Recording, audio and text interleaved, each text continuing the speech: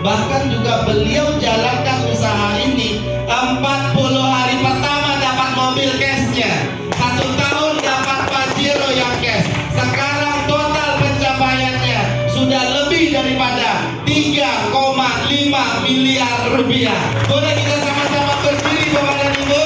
Jauh-jauh dari kota Jambi hadir di sini memberikan pondok usaha kepada kita. Aplaus kepada Bapak Agus Prasamia.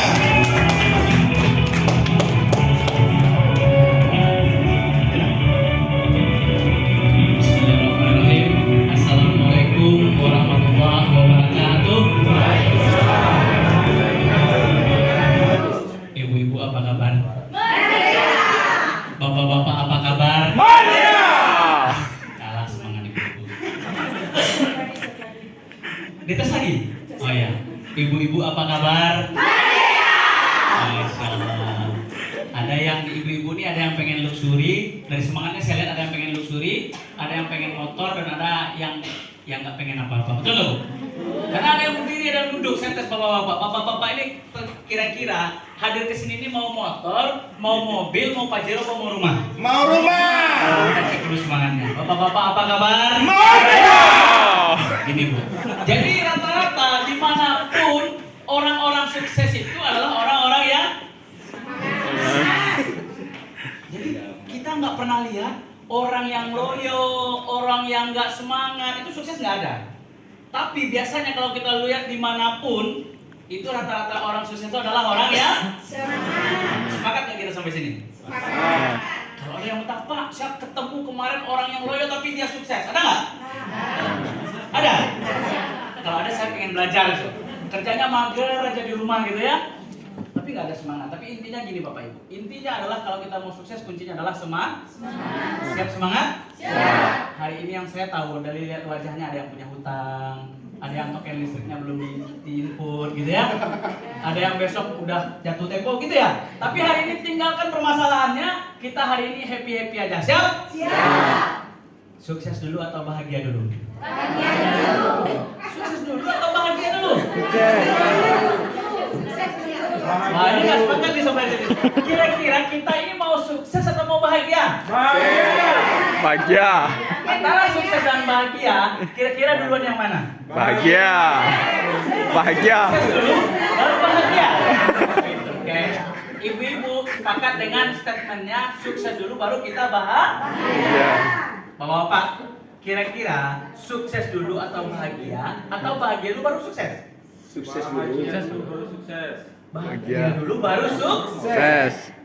Harusnya kita ini bahagia dulu Bu, baru sukses nyusul. Jangan nunggu sukses dulu baru kita bahagia, telat. Betul nggak? Sekarang aja kita belum sukses, kapan kita bahagia, betul? Betul. Hidup kan cuma satu kali, betul?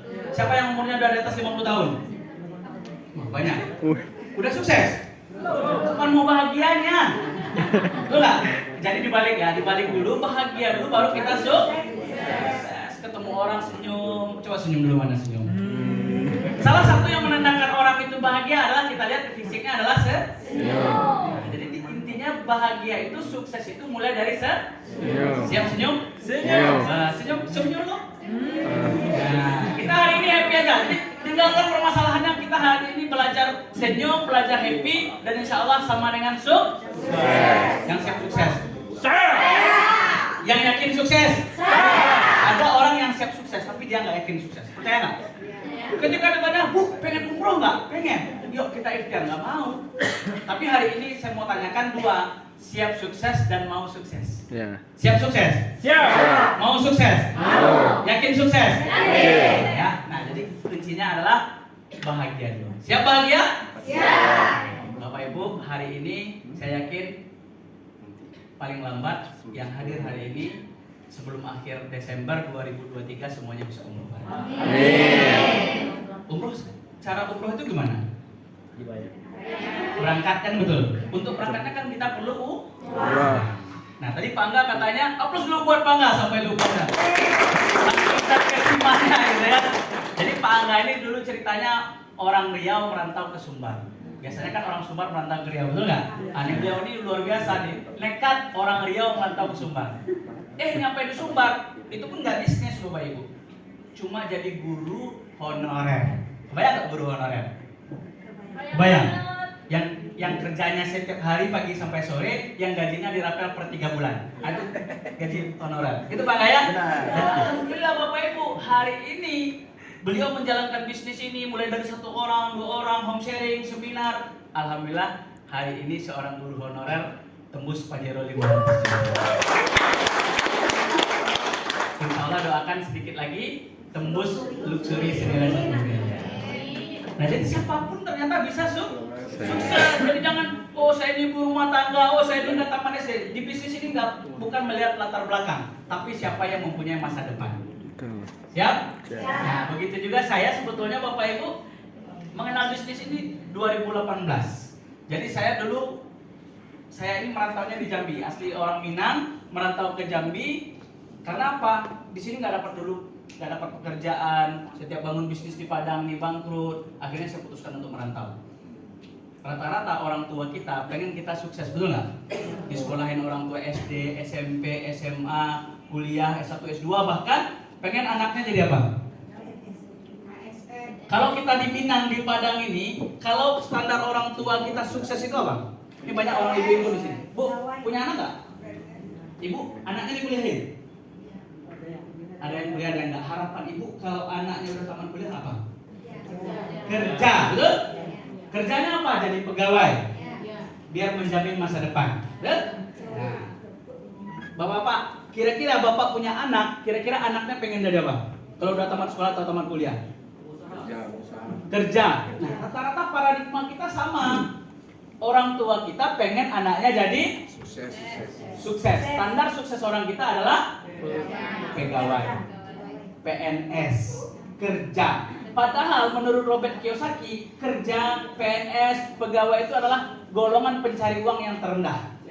Nah nanti di akhir sesi nanti akan kita bahas. Tapi hari ini ternyata saya pun dari dulunya nggak mau jadi pegawai. Kenapa? Saya nggak bosan bu, nggak bisa diatur, nggak bisa mau. Kemudian 2000 tamat kuliah, saya bangun usaha laundry warnet di Padang. Kalau Bapak Ibu lewat sering Gunung Pengidul ada 88 net. Kalau Bapak Ibu sering lewat Malapalam waktu ada Mr. Wash, itu saya punya dulu, akhirnya bangkrut. Kemudian ada yang ditipu orang juga. Nah akhirnya saya merantau ke Jambi, tes, ikut bank. Kebetulan lulus, bukan disengaja, kebetulan. Karena menurut saya di bank itu bukan pekerjaan saya. Karena di bank itu yang saya tahu, yang lulus di bank itu putih, tinggi, ganteng kayak Bang Yatim tadi, itu cocok di bank, betul nggak? Nah, itu orang bank kayak gitu, kalau soalnya hitam, pendek, jelek lagi gitu ya. Tapi maksud alhamdulillah berkat di bank iseng-iseng pun saya lulus dan alhamdulillah waktu itu saya dibina Bang Yatim. Plus buat Bang Yatim. Itu guru saya, tangan. Alhamdulillah belajar dari bank, memulai sebuah dunia marketing. Alhamdulillah 1,5 tahun saya dipromosi ke bagian atas, kemudian dipromosi lagi, 1 tahun berikut dipromosi lagi jadi kepala cabang. Jadi waktu itu puncak tertinggi di umur 27 tahun saya pernah menjadi BM termuda di sebuah bank swasta, alhamdulillah. Nah, yang pertanyaannya, sudah jadi kepala cabang tapi saya nggak bisa ngumrohin orang tua. Betul nggak? Artinya kalau orang tua kita udah sukses membuat kita jadi pegawai, kan tugas kita balik. Bagaimana membuat orang tua kita bangga, bagaimana kita membahagiakan orang tua. Jadi hari ini anak-anak muda nanti sampai di rumah tanyain, Mak, kira-kira sebelum Mak meninggal, kira-kira maunya apa yang membuat Mak bahagia? Itu yang saya tanyakan ke orang tua saya. Saya sebelum meninggal, saya pengen berkunjung ke Baitullah. Kira-kira seorang anak pengen orang tuanya nangis gak kira-kira? Saya nangis bu. Udah sekolah tinggi-tinggi, udah ada kerja di bank, tapi belum bisa ngumrohin orang tua. Akhirnya apa? 2014 saya ajukan pengunduran diri, kemudian baru di ACC 2015. 2015 saya resmi tidak jadi karyawan bank lagi, saya memulai sebuah usaha. Macam-macam, jual beli tanah, jual beli mobil, tiketing pesawat, umroh haji, lah banyak waktu itu, ekspor kulit manis. Terakhir saya distributor pulsa. Distributor pulsa itu yang saya bangun waktu itu lebih kurang omsetnya satu hari 150 juta. Kalau usaha satu hari omsetnya 150 juta, besar apa kecil? Kalau untuk pulsa ya lumayan lah ya. Jadi sekitar sebulannya sekitar 4 miliar. 4 miliar waktu itu 2018 diberlakukan pajak 1% dari omset. Bingung juga, 4 miliar kali 1% 40 juta. Sementara motor dibayar, mobil dibayar, rumah dibayar, pajak juga harus dibayar. Jadi waktu itu kehidupan saya tuh semuanya harus dibayar per bulan. semuanya kredit. Jadi seolah-olah dulu saya punya mobil, seolah-olah punya rumah. Tapi kalau saya nggak bayar 3 bulan, mobilnya diambil. Kalau rumah saya nggak bayar 3 bulan, rumahnya disita. Jadi dulu itu seolah-olah punya mobil, seolah-olah punya rumah. Ya, nah akhirnya bingung Bu. Artinya kita ini kan semua punya masalah, betul nggak? Setiap punya masalah kita ini kan selalu berdoa. Yang saya lakukan waktu itu adalah doa. Karena nggak sanggup lagi bayar mobil, bayar rumah, nggak sanggup lagi, nggak ada duitnya. Saya berdoa sama Allah, ya Allah, usaha saya menurun, ini nggak sanggup bayar. Tunjukkan saya sebuah usaha yang bisa mengangkat derajat kami, ya Allah, bisa melunasi utang. Nah ini kan Allah yang nyuruh, betul nggak? Dalam surat Al-Ghafir, ayat 60, Allah nyuruh, berdoalah kepadaku, niscaya akan kukabulkan. Betul nggak? Itu ayat Al-Quran, Al-Ghafir ayat 60. Berdoalah kepadaku, niscaya akan kukabulkan. Ini senjata Bapak Ibu. Jadi Bapak Ibu punya masalah hari ini, doa aja. Ya, nah terkadang kita udah doa, kadang-kadang lupa. Allah itu jawab ternyata nggak langsung, betul nggak? Ya Allah kasih duit 1 miliar. Ada yang pernah dikasih Allah langsung turun 1 miliar dari langit? Ada nggak? Ya Allah lunaskan utangku. Ternyata kita ke bank, Bu mau lunas bank utangnya, udah dibayarin sama Allah. Ada yang gitu nggak? Pasti ada perantara. Nah hari ini siapa yang yakin Bapak Ibu hadir ke sini adalah karena doa-doa Bapak Ibu? Jadi di dunia ini nggak ada kebetulan Bapak Ibu. Ibu hadir hari ini pasti jawaban doa, betul nggak? Ya Allah kami pengen umroh, ya Allah kami pengen lunas utang, kami pengen punya mobil. Ya justru kadang-kadang informasi ini melalui kawan kita, melalui teman kita, melalui ya macam-macam. Kalau saya dulu doa saya dijawab melalui seorang ibu rumah tangga. Ya Allah berikan saya jalan. Abis maghrib ditelepon sama ibu rumah tangga, Gus gimana kabarnya, sehat? Oh iya udah lama nggak silaturahmi. Ini ada peluang bisnis, modalnya murah, kita bisa umroh dan bisa punya mobil, punya rumah. Kaget saya Bu. Udah lama nih teman saya nggak nelfon. Kok nelfon gitu ya? Yaudahlah, besok kita ketemu sudah. Besok ketemu ngobrol-ngobrol cerita kayak gini. Yaudah, saya nggak langsung gabung. Isi formulir, nggak banyak mikir, saya doa. Ya Allah kalau ini jawaban doaku selama ini, mudahkan, kalau nggak lupakan. Ternyata malamnya apa? Saya nggak bisa tidur.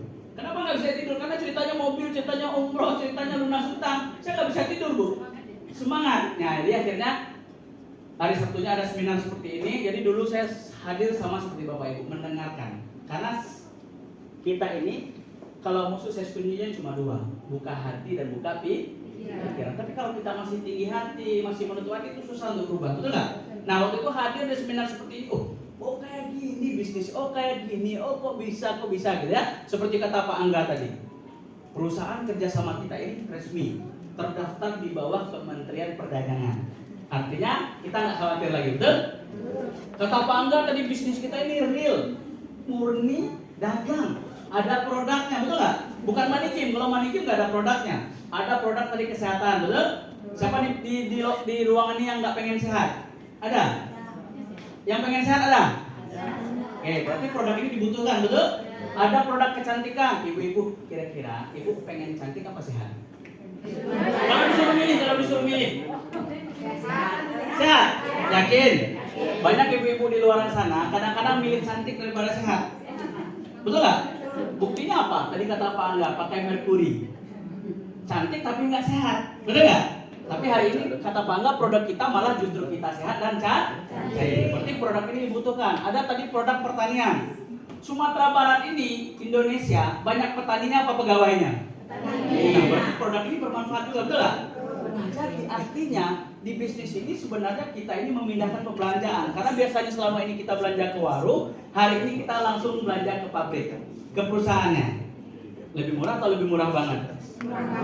Karena nggak ada artisnya, nggak ada jalur distribusinya, kita ini langsung belanja ke perusahaan. Justru nanti daripada bayar artis, daripada bayar distribusi, inilah yang dikembalikan kepada kita. Oh gini ternyata bisnisnya. Saya pahami, karena dulu saya anti juga bisnis jaringan. Kalau setiap diajak bisnis MLM saya nggak mau, karena ambil caci gitu kan. Tapi saya pelajari, oh ternyata bagi hasilnya dari sini. Kemudian saya jalankan bisnis ini, adakan pertemuan-pertemuan seperti ini karena saya nggak bisa ngomong. Adakan pertemuan seperti ini, saya undang teman-teman saya. 40 hari saya mendapatkan mobil 150 juta.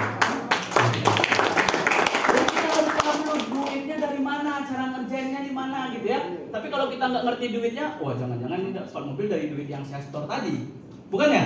Tapi mobil yang kita dapat tadi perusahaan yang ngasih. Daripada dia bayar artis, daripada dia bayar distribusi, duitnya dikembalikan kepada orang yang membantu perusahaan dalam mendistribusikan. Ya, di sana saya pahami. Makanya 40 hari saya dapat mobil. Kemudian jalan lagi, saya bantu tim saya lagi di bisnis ini. Kuncinya waktu itu saya diajarkan bisnis ini bagaimana kita mensukseskan orang lain.